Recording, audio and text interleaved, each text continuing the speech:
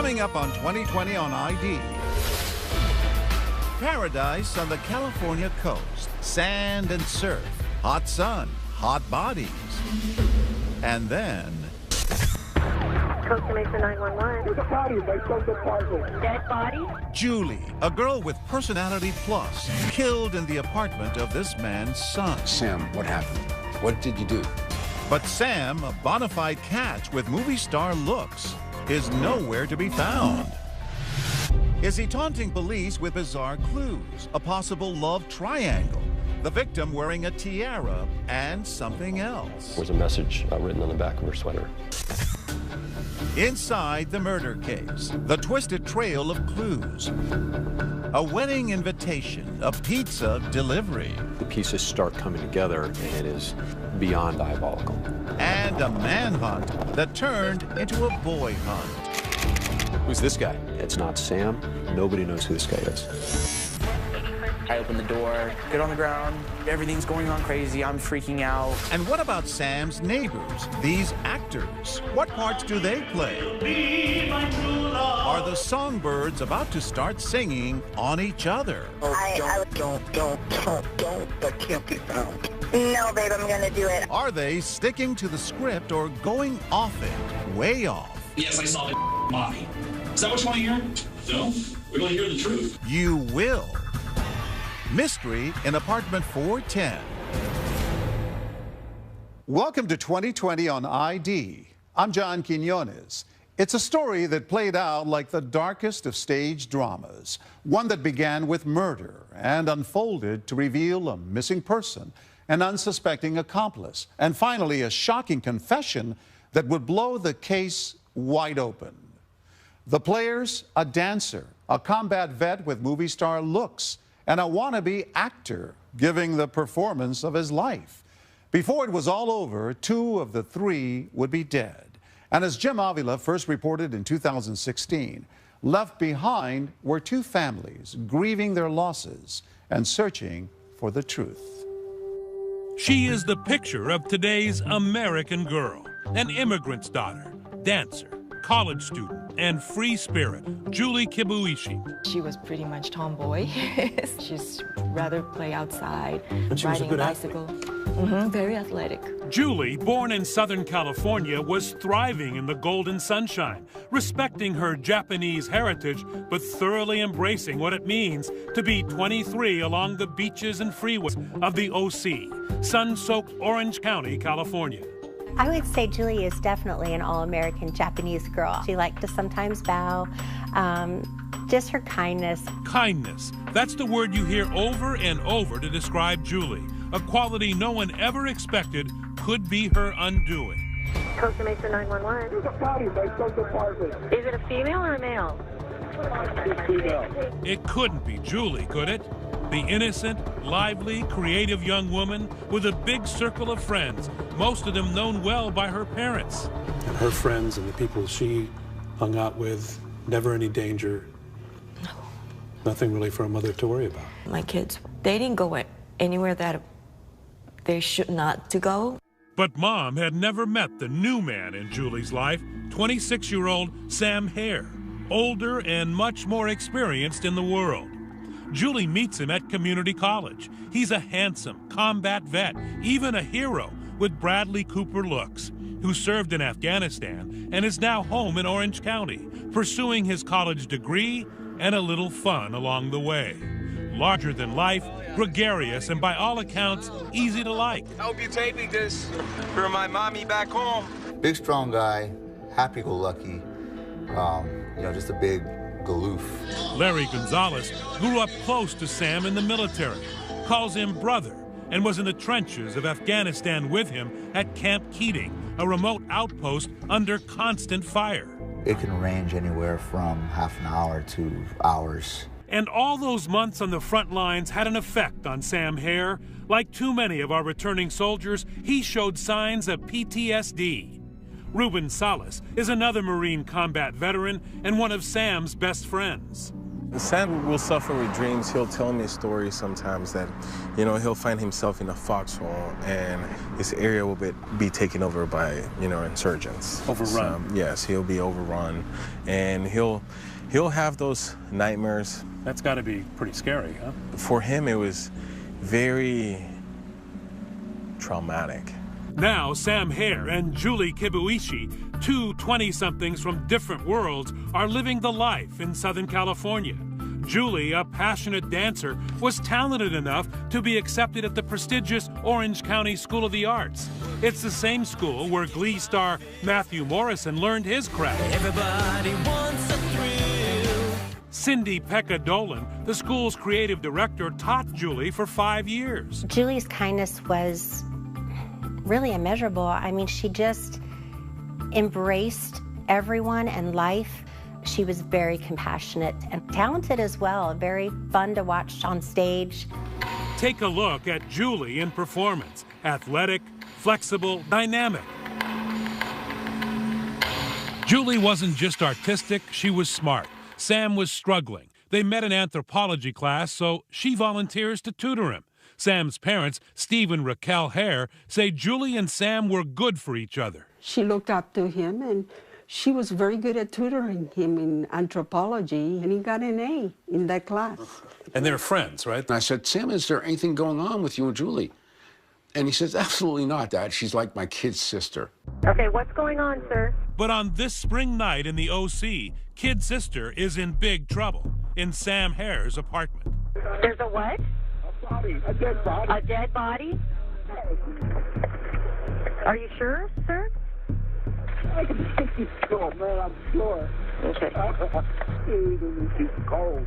Julie's lifeless body is sprawled across the bed. That's Sam's dad, Steve, making the breathless 911 call. Sam was supposed to come to our house for the weekend. When Saturday came, we hadn't heard from Sam, and throughout the day, I was calling his phone, but his phone it was off, and Sam never turned his phone off. And I said, honey, I'm gonna drive on down to Sam's to make sure everything is okay. And I had the key to his apartment. I walked in, and everything was neat, everything was clean. I looked around, I called Sam, nobody in this case. It's your son's apartment? Yes, yes.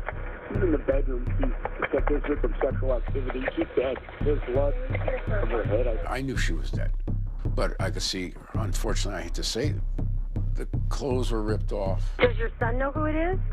He's not here. Jesus, honey. You walk into his apartment, correct, and there's a dead woman there. Correct. What's going through your mind? The initial thought is, Sam, what happened? What did you do?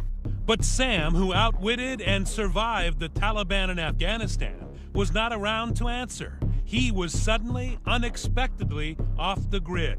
The motive for the murder is still not known. Samuel Herr hasn't been seen. Police have issued an all-points bulletin for Sam Herr, a combat veteran suffering from flashback nightmares. PTSD is very much in the back of our minds. So you knew he knew how to use a weapon? Correct.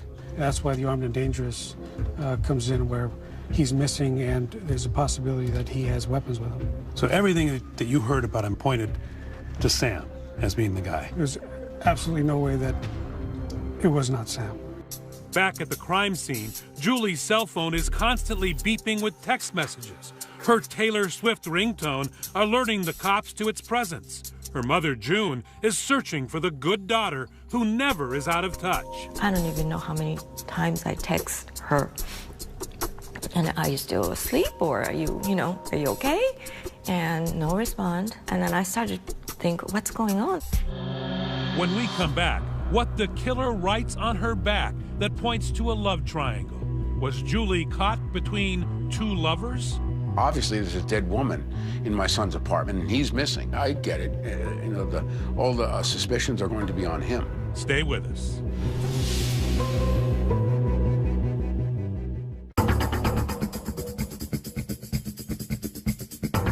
First, we're going to start off with a very shocking story. It's out of California. Julie Kibuishi is murdered. A gunshot to the head, found in her friend's bachelor pad apartment. There's no sign of struggle here, no sign of Sam. By his bed, an unused knife, a couple of books, a combat how-to, and the other on the wonders of sex. Out back, a barbecue on the patio. Everything neat and in its place. And on the counter, a wedding invitation for Sam's downstairs neighbors, his good friends, actors Dan Wozniak and Rachel Buffett. Now, Costa Mesa police have released a photo and vehicle description hoping to locate a 26-year-old man suspected of killing.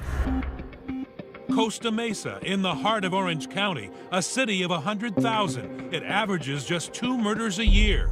But on this May night, with a half moon rising, Lieutenant Ed Everett and Detective Jose Morales walk into what looks like a slam dunk of a murder case. I was thinking a potential love triangle. Right as you walk into that doorway, you can see Julie's body positioned on the bed. And what was the condition of her body? She had 1 gunshot wound, kind of top center of the head. She was wearing a tiara. A tiara. When Julie is murdered, she's wearing a crown. Her last night began as one of the happiest in her life. She had a dinner date with her big brother Taka to help plan his wedding. Her mother June remembers her practically bouncing out the door. His fiancé asked her to become a bridesmaid. She gave her the tiara.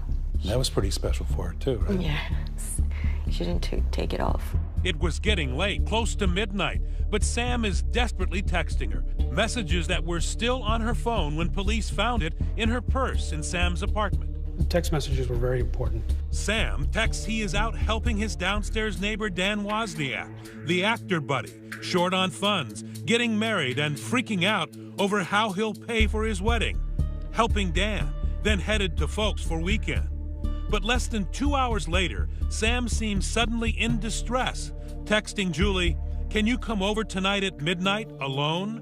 Very upset. Need to talk." Then, "Jesus, I really just want to talk. I need someone I trust."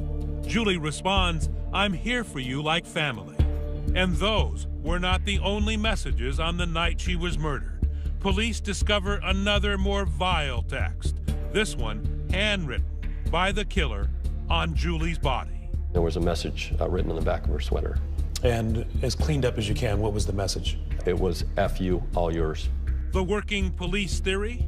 We looked at the phone and thought, okay, maybe he's drinking, using drugs, and there was an incident, and he just snapped and, sexually assaulted her and wound up killing her and then fled.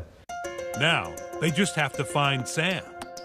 Police say the 26-year-old has disappeared. Neighbors say his bicycle sits outside his apartment, but his vehicle is gone. His passport was missing. His car was missing. Orange County Senior Deputy District Attorney Matt Murphy is supervising the case from the first call and says there is little mystery here. I'm looking at everything going, come on, guys, this is obvious. You're going to find Sam. He's going to be our killer. The final clue for police and Murphy, a big red flag. Sam Herr, the war hero's background check. He's been in big trouble before. He was arrested for murder. He was tried for murder. A murder charge points to Sam. Squarely. Absolutely. It points with a neon sign. Turns out Sam had been accused as a young man of luring a friend to a parking lot where he was killed by gang members. The charges didn't stick. He was acquitted. But if you're a cop investigating a murder... We thought, okay, if he has this, he's predisposed and maybe he did it again. Then, 2 days after Julie's body is found, police get a big break in a new direction with the help of Sam's father.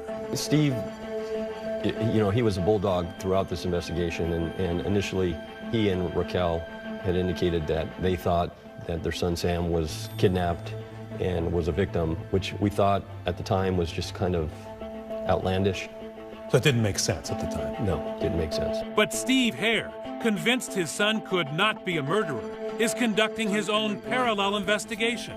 Not looking for a killer, just looking for his son. And when the banks open Monday, he hits pay dirt, discovering a digital trail. 11/59/12/05. This is your investigative box. This is pretty much the investigative box. Steve shares a bank account with Sam where his son saved $62,000 in combat pay.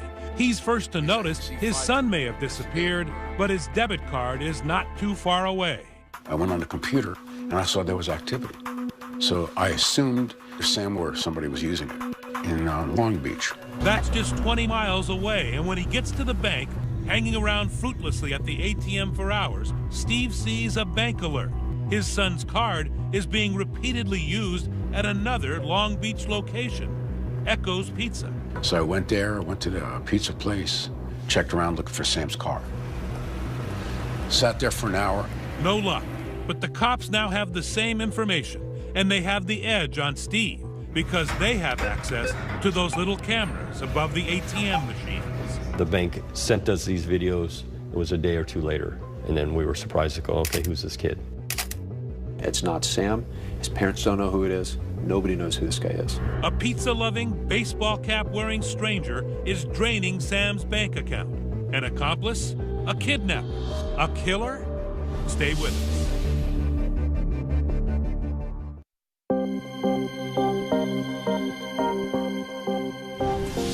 With the murder of Juri Kibuishi, investigators are determined to talk to the last person believed to have seen her alive, Sam Herr. The problem is, he's nowhere to be found. There has been a break in the case. One police hope will lead them to Herr, but as Jim Avila picks up the story, that lead is about to take this case in a most unexpected direction. The digital trail is suddenly white-hot. The suspect in Julie's murder, Sam Herr, may be in police sights. Sam's debit card is showing up in Long Beach, 4 ATM withdrawals and 2 pizza deliveries. But at the end of the trail, a mystery man, or more accurately, a mystery boy. We were surprised to go, okay, who's this kid? Great question. And to answer it, you've heard of follow the money. How about follow the pepperoni? The cops are hungry to crack this case, and they know from the bank records their suspect is just hungry. The pizza has been delivered to a certain address in the city of Long Beach. A police copter overhead, undercover cops watching the pizza house. Police think, finally, they may have found Sam Herr's hideout. When I hear this helicopter circling, I'm like, what's going on? Recognize him? You've already seen this kid. His name, Wesley Freilich, the baseball cap teen in those pictures taken at the ATM. The 16-year-old skateboarder now at the center of a full-on SWAT team helicopter hovering raid looking for a murderer at his mom's house, where he and a few friends, are you guessed it, half into a large pepperoni pie. I open the door, and that's when they say, don't move. Sir, come here immediately. Get on the ground. Wesley was trying to be a tough guy in front of his friends. As we explained the gravity of the situation, that a murder was involved in this case, he had a change of demeanor, started crying. I'm myself. Everything's going on crazy. I'm freaking out. I'm being questioned about this whole withdrawing money from the ATM. Police quickly figure Wes is not the murderer. But where is Sam? The police go inside. My mom's door to her bedroom is shut and locked, and the police are assuming that he's in there. So we forced entry into that room to search it. Sam is not there, but his missing ATM card is. Time for young Wesley to answer a few questions. And I immediately told them everything. I said, this is what happened. Turns out the ATM runs for Sam's cash were not Wes's idea. He had a trusted friend, an older guy his mom, Lori, met in community theater. Oh, he's a cool kind of cat that I would like to groove with. That cool cat is none other than Dan Wozniak. Remember him? He's Sam's broke downstairs neighbor. They hang out together at the apartment jacuzzi, and now Dan is about to be married. He's currently starring in a local production of the musical 9. See what I mean? Wes tells the authorities Dan gave him Sam's ATM card and PIN number and fed him a story about using that card to collect money Sam Herr owed him. A scheme only a 16-year-old with a hankering for free pizza might believe. He said that he worked for a bail bondsman agency directly through a private sector company that helps with collections of money that are from escaped convicts or people that are on the run. And he said that Sam was somebody who owed the bail bondsman money. Yeah, he had an actual folder of paperwork and saying that this was all legal, that it's all good to go, and all they need to do is withdraw the money and to make sure I wore a hat and glasses. So Wes and Dan drive from Mom's house around the corner and down the block to the Chase ATM. Where is he parked? He's parked over there in that parking lot. So he can see what you're doing? Yes. Well, the cameras aren't seeing him, but the cameras are seeing me. He rolls over to the ATM on his skateboard, but at the machine, young Wes has a little trouble. Yeah, I skate across and come here. I put the card in, gave me the PIN. Back at the car, Wes says Dan is jumpy. The first reaction actually was, why did I take so long? And I told him my first time using an ATM, so I don't know what I'm doing. He knew enough to withdraw $400 and over the next few days, similar amounts that he turned over to Dan Wozniak, who had rapidly become a suspect in the disappearance of Sam Herr, and a person of interest who may know how Julie Kibuishi died. So at that point, it's time to bring Dan in. Yes, it is. I had Detective Morales call Daniel using a ruse of, hey, we need you to come down. And Dan said he wasn't available. He was at his bachelor party. The Herrs and the Kibuishis are waiting for answers, but Dan is busy, and he blows off the cops. These families, they are experiencing the worst grief that a family could experience.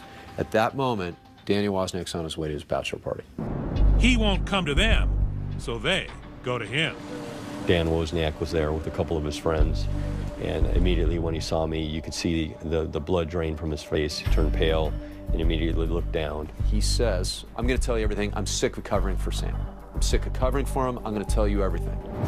Are Sam and Dan in cahoots? Where is Sam? One thing we know, there will be no celebration on this night for Dan Wozniak. He's under arrest and headed to the interrogation room. And so are we. How was your life in danger? He threatened it. All of a sudden, the pieces start coming together, and it is beyond diabolical. You just told us you saw 2 bullet wounds. You were standing. No. Stay with us.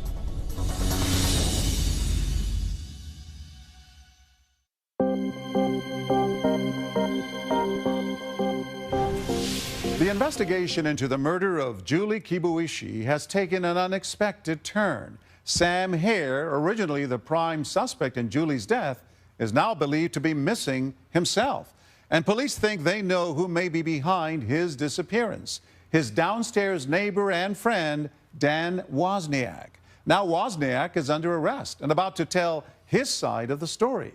And as Jim Avila reports, this case will be rocked by what he has to say. A murder case with a Shakespearean twist. I am lusting for more. Dan Wozniak, the affable baritone accustomed to the warmth of the spotlight, suddenly finds himself in the cold glare of a police grilling. But the OC Community Theater crowd just loved it. And here you are acting together, huh? You and Dan? This is our... Wes's mom, Lori Freilich, often performed with Dan Wozniak. He was just such a fun guy. He was fun. He was a good actor. He was also someone that Lori, a single mom, trusted to spend time with her son. I would call him up and say, Wesley really could use a ride from school. I'm staying late at work. Could you get him? He would go. He'd pick him up. They'd go for pizza.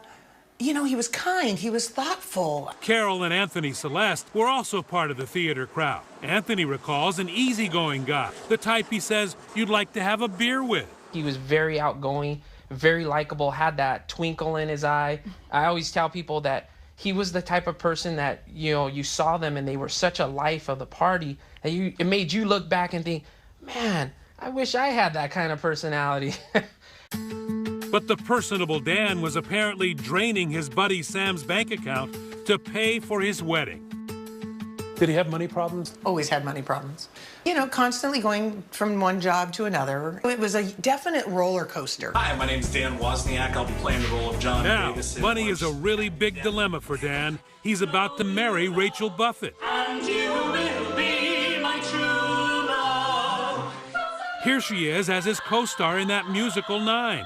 Dan had no full-time job, and now he's in full-blown crisis, needing to finance his wedding and honeymoon and putting the squeeze on some of his friends. My wife calls me. She tells me real quickly, hey, Dan's been calling.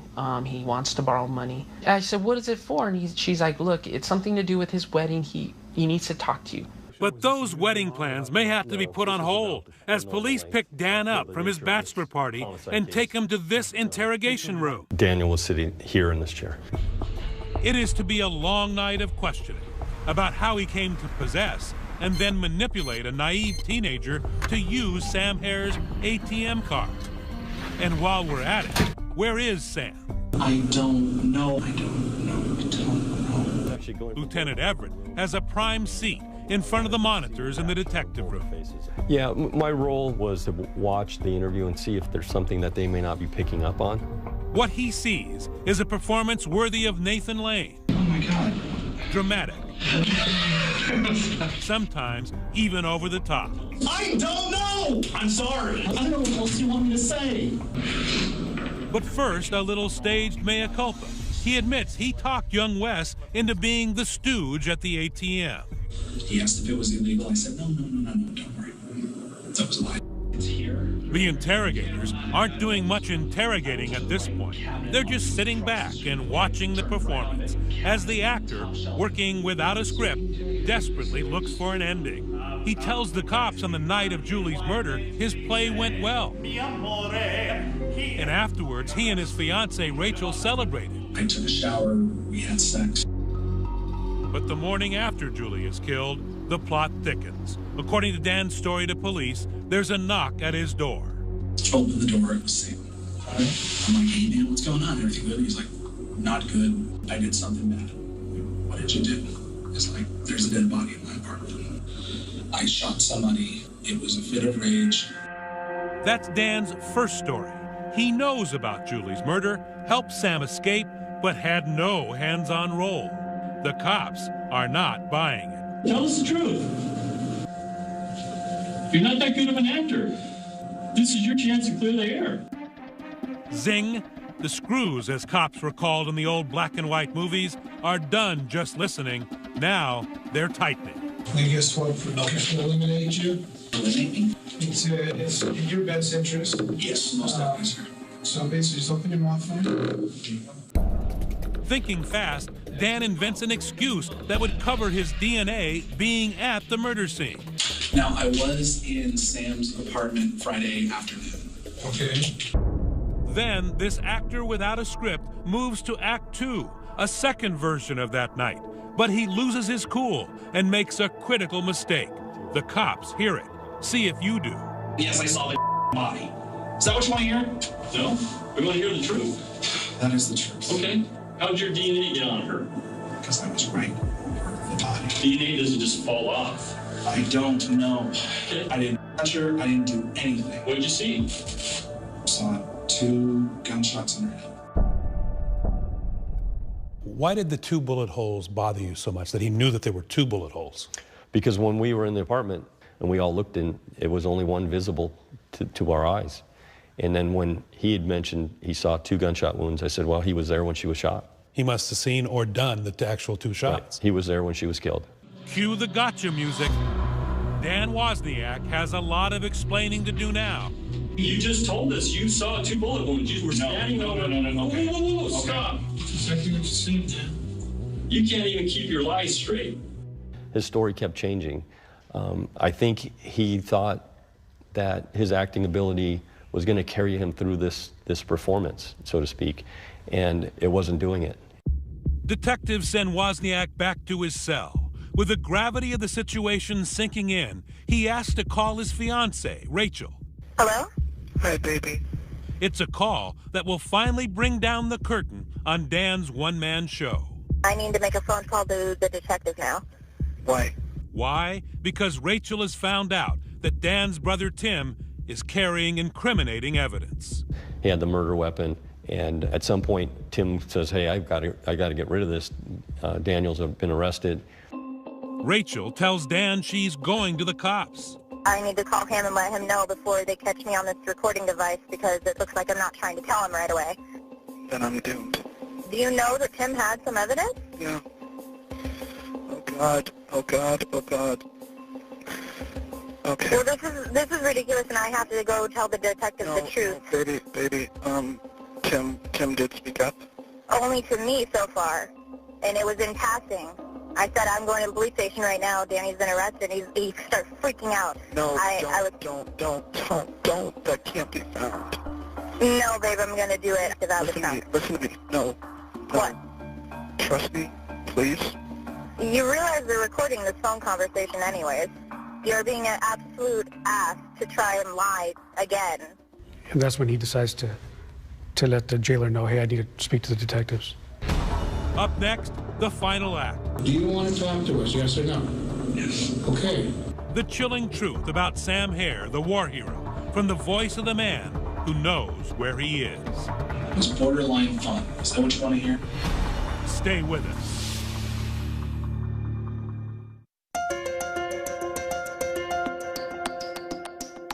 Sunset at Eisenhower Beach along Southern California's Riviera coast. Doesn't get much better than this. It's where community theater actors Dan Wozniak and Rachel Buffett plan to marry, and then honeymoon aboard a cruise ship right after their musical 9 closes in a couple of days. But there's been a hiccup in their matrimonial machinations. Eyewitness News reporter Eileen Frere is live in Long Beach with new information on this grisly case. Dan may not make those nuptials. He has a previous but sudden and more pressing engagement with police. He's performing the final act. After 14 hours at the police station, he's about to admit that he killed not just one innocent, but 2, in a macabre plot worthy of pulp fiction. You said you wanted to talk to me. What's going on? I'm crazy and I did it. You did what? I killed Julie and I killed Sam. Okay. All right. Where's the boat? Dan Wozniak labels himself a pathological liar in a downward spiral for 2 years, who couldn't bear to admit to his beautiful fiancée he had no job, no money, was about to be evicted, and could not afford to marry her. But Sam, his neighbor, had saved all his combat pay and had an account that looked like problem solved for Dan. $62,000 is unlimited wealth in the world of Daniel Wozniak. He's the perfect target. He was kind of a grifter, right? I mean, he was a guy looking for the edge all the time. Right. He's everybody knows somebody like that. He's always got the get-rich-quick scheme. He's always, he's always got a plan. And his plan included his war hero friend Sam, who out of kindness volunteered to help him with his wedding. Sam was actually the first to die. Dan Wozniak had the cold heart of a debt collector. So Daniel Wozniak's world, there was no problem in his mind murdering 2 people so he can go on a honeymoon. The scene of the crime, another local theater, less than 20 miles away. Backstage, beyond the lights, up in the dark, dank rafters, he lures Sam to an unexpected, violent death. I went upstairs and then said, well, we need to move something from the attic. And? When he bent down, I grabbed the gun and I shot him. How many times? Once, and then he was still alive. Where'd you shoot him? The back of the head as he was kneeling down. And then the second time? Second time he was down, he was still talking, saying, I need help. What did he say to you? I need help. Something hit me, it felt like an electric shock. And then what'd you do? I reloaded and fired and killed. And it's not over by far. Wozniak tells the interrogators, if you go up the ladder from the theater, his head and hands have been decapitated. Lieutenant Everett, watching his monitors in the detective room, is about to fall over. And I turned to somebody and said, did I just hear what I think I heard? Okay, are the body parts there? Where are they? The Nature Center in Dorado Park. What was going on in your mind? I was actually smiling and laughing. He's laughing and smiling as he cuts off the head of this fine young man who bravely served his country so that he can go on a honeymoon. It's beyond horrific. It's evil. Absolutely, it's evil. But despite all the terrible things these grizzled detectives have heard, there is something that bothers them even more: the senseless murder of an innocent, near stranger, Juri Kibuishi. Julie is basically being killed to cover this thing up, and it's horrific. And here's what you didn't know till now. After killing him, Dan Wozniak takes Sam's phone and sends Julie those urgent texts to lure her to her death. Julie was wearing like a crown tiara. She had just come from her brother's. I said, well, I have a key, let's go in. And then said, oh, by the way, did you see this in Sam's bed? And she was laid over and put 2 bullets in the back of her head. Why did you feel you had to kill Julie? What was the rationale behind that? Seriously, to cover up Sam. And so how would that cover up Sam? To make it look like he was on the run and he did. His plan is to make Sam Herr look like not only just a killer, but a rapist and a crook. His plan is to destroy his memory and destroy his reputation. The search continues here in a heavily wooded area of this park. We had search teams broken up into different quadrants. Someone out this way, someone back here, someone in this part of the park. I transported them in the percent of the backpack. I got plastic bags from Eunice Cafe, put them in the backpack. Was he able to just walk in here with a backpack full of body parts? He came in with just plastic trash bags and then kind of dug shallow holes and covered them with leaves and the debris that you see around. And what did Dan do after killing 2 people? This is that night's wrap party for the cast and crew of 9. Center stage, a smiling Wozniak. By the way, Sam would have been 27 on the day he was found in the park. Clearly, there was no party for the Hairs on that terrible day. Okay, it's his birthday. And I remember waking up and thinking, I'm hoping, I'm praying they find my son's head. Who can write a script on that? Sam's body is so unrecognizable, it had to be identified by love, a tattoo on his chest in honor of his parents. It was a heart and a rose, and it just said Mom and Dad in there. So it signified that I love you.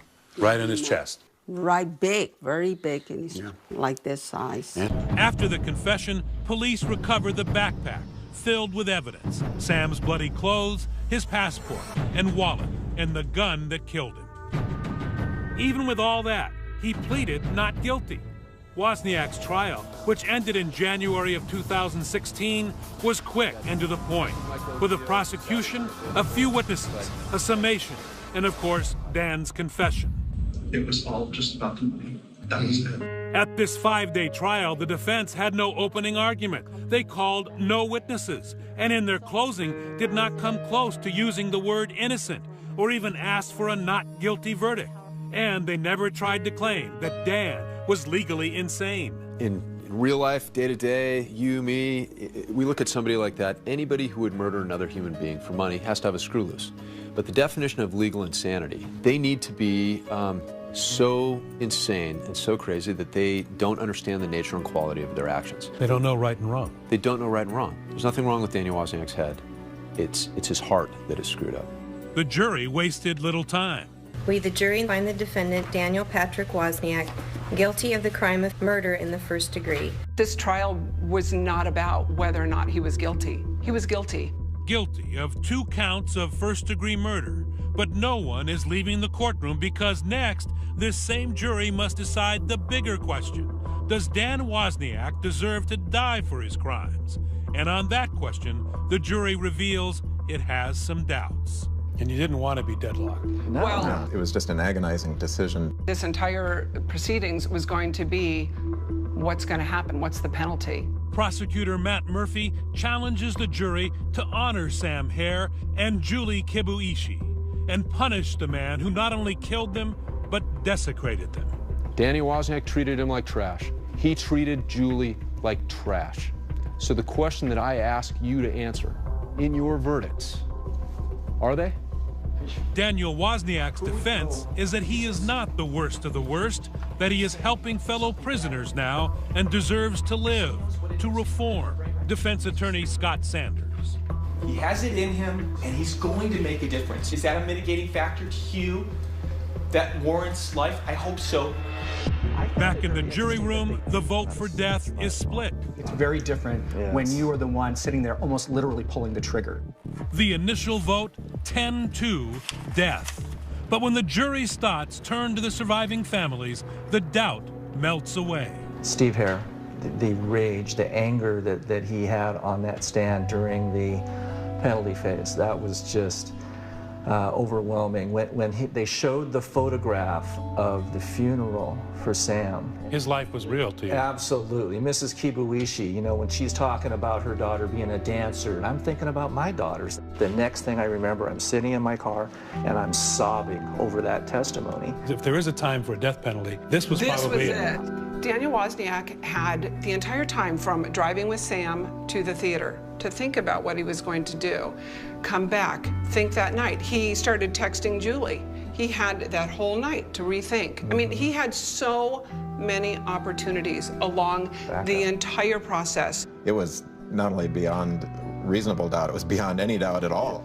The final vote came quickly, in just over an hour, one of the shortest death penalty deliberations on record. The family says justice was served 12-0. We, the jury, determined that the penalty to be imposed upon defendant Daniel Patrick Wozniak to be death. I just have voted to put a man to death. And this is a really sobering moment and one I'm going to live with the rest of my life. And down in my gut, I said, can I live with this? And I said, yes. And afterwards, there is more relief than joy. It was so long, overdue. But I can start healing. It's time. You know, we feel like one closure to our nightmare chapter. To this day, June Kibuishi says her daughter's death makes her question the fundamentals of parenting, her soul now doubting that kindness always triumphs over evil. I told all my kids, be nice person, kind to other people, and if they need help, you should help. But that just took my daughter's life.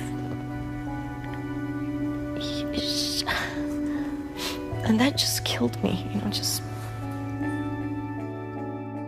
For Sam Herr, he escaped death in one of the most dangerous places in the world to be killed in one of the safest, leaving parents he called his best friends and who today can find peace in only one spot.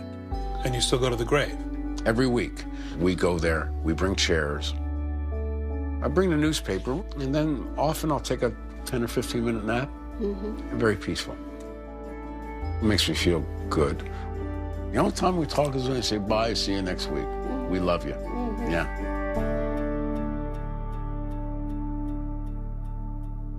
As of 2017, Daniel Wozniak is appealing his death sentence. Meanwhile, authorities later charged both his ex-fiancée, Rachel Buffett, and his brother, Timothy Wozniak, with being accessories after the fact. Both have pled not guilty. Sam Herr's parents attend court hearings and follow developments in the ongoing cases and continue to visit Sam's grave. As for the family of Juri Kibuishi, her mother, June, tells us they are moving on with their lives, even though Juri is constantly missed.